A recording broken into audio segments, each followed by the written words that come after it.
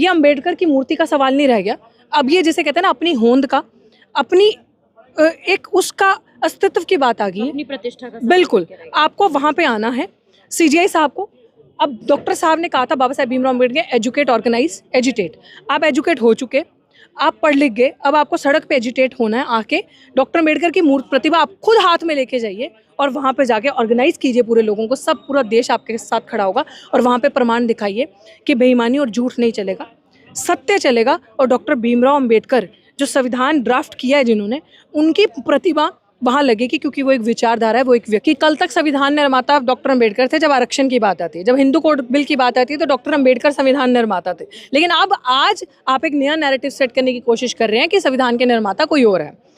पहली बात है कि इस तरीके के मूर्ख लोग जिनको खुद ही नहीं नमस्कार, पता- आप देख रहे हैं द जनता लाइव। मैं हूं आपके साथ नलिनी और इस वक्त हम जंतर मंतर पर मौजूद हैं। मेरे साथ डॉक्टर ऋतु मौजूद हैं और पीछे एक धरना चल रहा है, मिशन सेव कॉन्स्टिट्यूशन। तो सबसे पहले मैं यही जानना चाहूंगी कि सेव कॉन्स्टिट्यूशन बार बार धरने होते रहते हैं, आखिर इन धरनों की जरूरत क्या पड़ती है? आपको आज ये चीज़ समझने की ज़रूरत है। मुझे लगता है कि जनता लाइव के जो दर्शक भी होंगे और आपका चैनल भी दिन रात जनता को कवर, धरनों को कवर करता है जगह जगह जाके।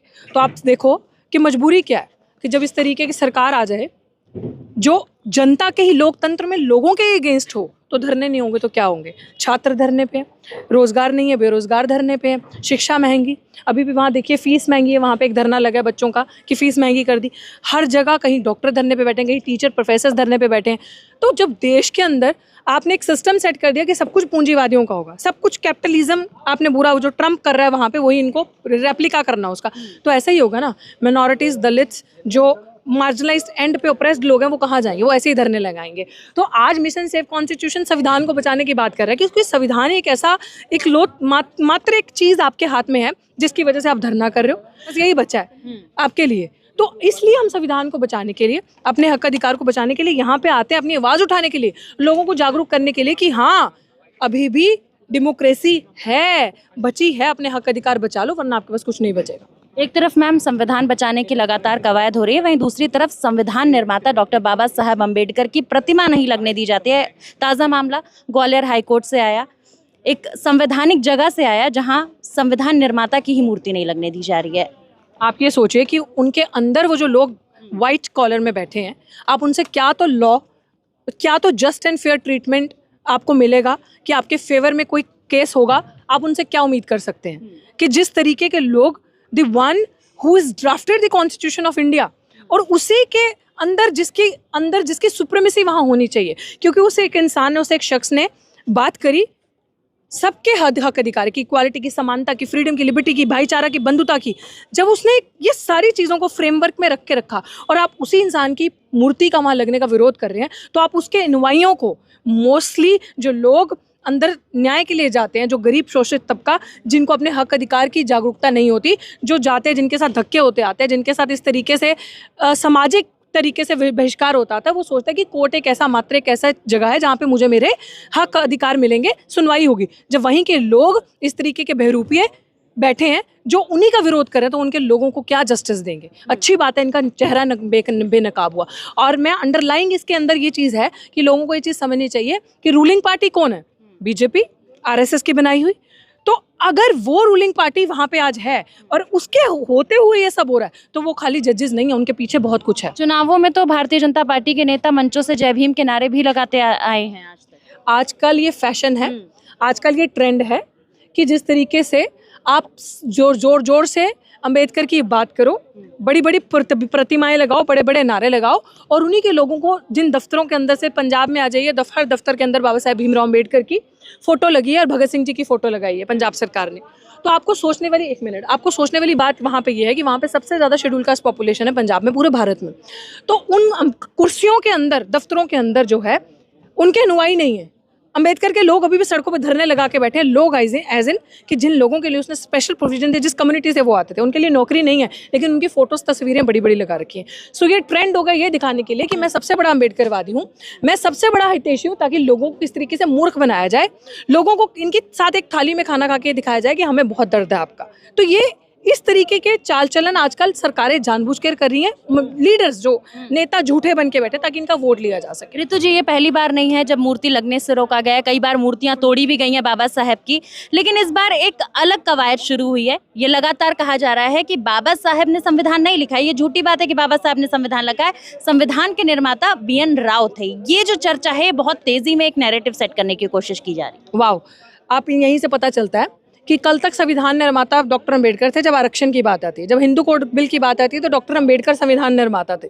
जब ये सारी चीज़ों की बात आती है, तब संविधान के अंदर कुछ आपको लगता है कि आपके फेवर की बात नहीं है, तो संविधान के निर्माता डॉक्टर अंबेडकर उस समय। लेकिन अब आज आप एक नया नैरेटिव सेट करने की कोशिश कर रहे हैं कि संविधान के निर्माता कोई और है।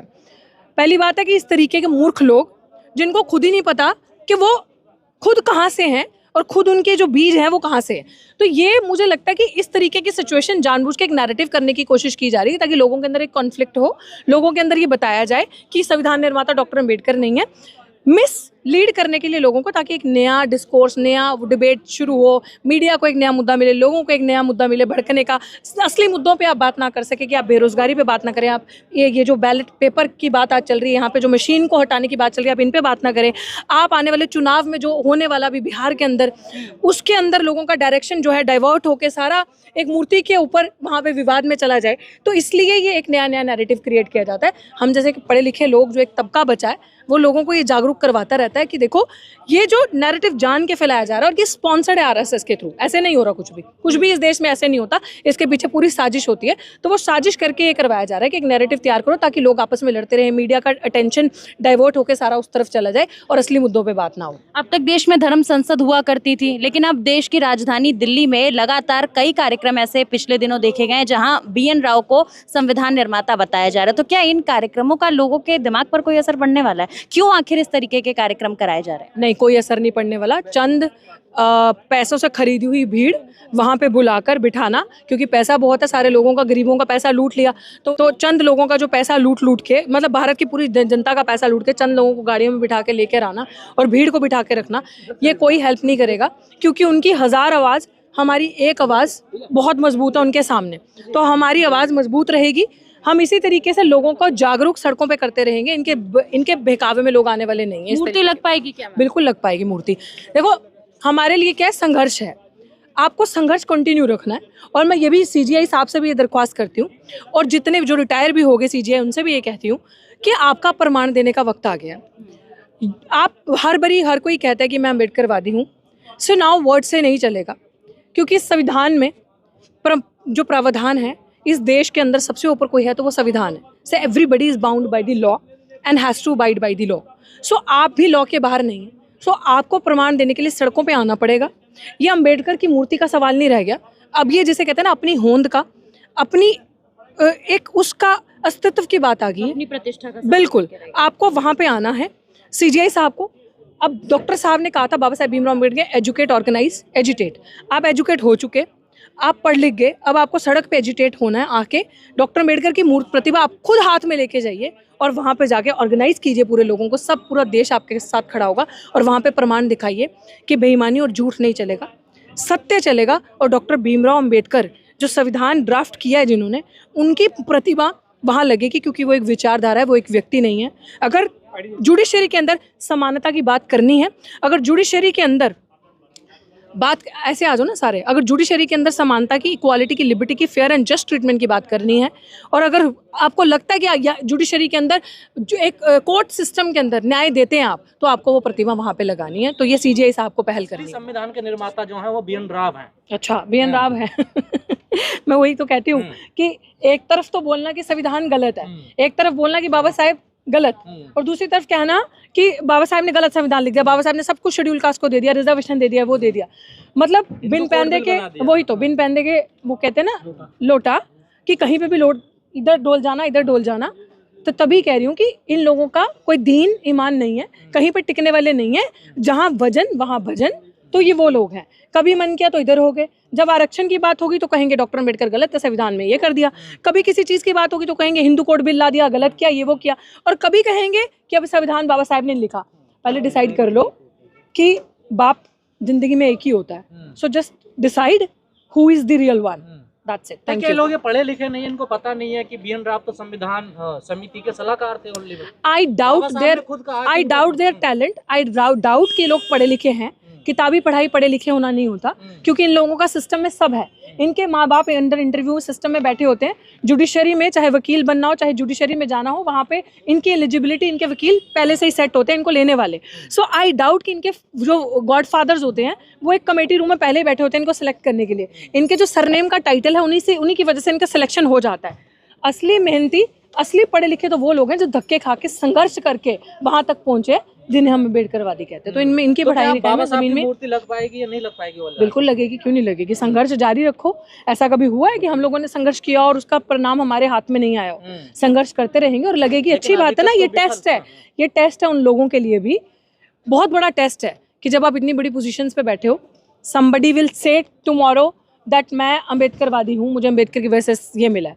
Today somebody will get up and they'll say कि मैं बुद्धिस्ट हूँ, it's because of Lord Buddha I got this opportunity. So now is the test कि if you have got the opportunity and जिस पोजीशन पे आप बैठे हो because of Ambedkar, and आप सच्चे अगर अनुयायी हैं भगवान बुद्ध के, तो आप साबित कीजिए। शुक्रिया।